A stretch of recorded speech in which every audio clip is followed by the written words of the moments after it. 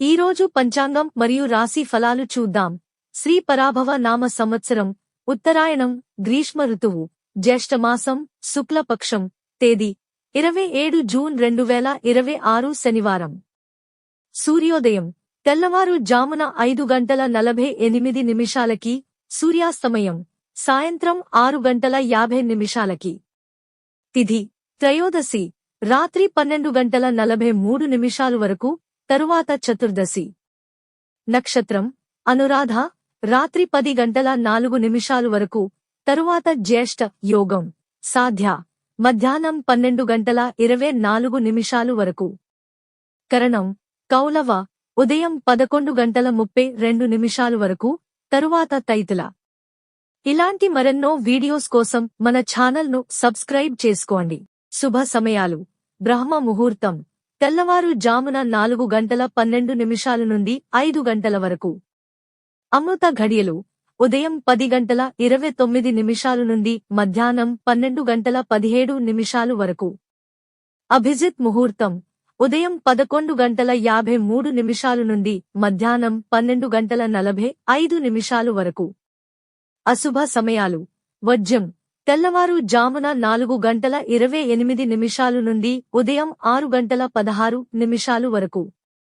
దుర్ముహూర్తం ఉదయం 7:32 నుండి 8:24 వరకు. రాహుకాలం ఉదయం 9:03 నుండి 10:41 వరకు. యమగండం మధ్యాహ్నం 1:56 నుండి 3:34 వరకు. గుళిక కాలం తెల్లవారు జామున 5:48 నుండి ఉదయం 7:25 వరకు. ఈ రోజు పుట్టినరోజు లేదా పెళ్లిరోజు జరుపుకుంటున్న ప్రతి ఒక్కరిపై మహాశివుని ఆశీస్సులు ఎల్లప్పుడూ ఉండాలని, వారు సుఖసంతోషాలతో జీవించాలని హృదయపూర్వకంగా కోరుకుంటున్నాను.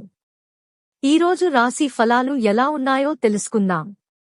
మేషరాశి ఖర్చుల విషయంలో జాగ్రత్తగా ఉండండి. అవసరమైన వాటికే ఖర్చు చేయండి. వృషభరాశి కుటుంబ సభ్యుల సహకారంతో ముఖ్యమైన పనులు సకాలంలో పూర్తవుతాయి. మిథున రాశి ప్రయాణ సూచనలు ఉన్నాయి.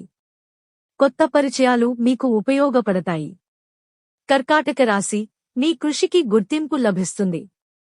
గౌరవం పెరిగే అవకాశం ఉంది. సింహరాశి ఆదాయ మార్గాలు పెరిగే సూచనలు ఉన్నాయి. ఆర్థికంగా ఊరట లభిస్తుంది. కన్యరాశి కొత్త బాధ్యతలు స్వీకరిస్తారు. ఆత్మవిశ్వాసంతో ముందుకు సాగండి. తులారాశి స్నేహబంధాలు బలపడతాయి. చేపట్టిన పనులు సానుకూలంగా పూర్తవుతాయి.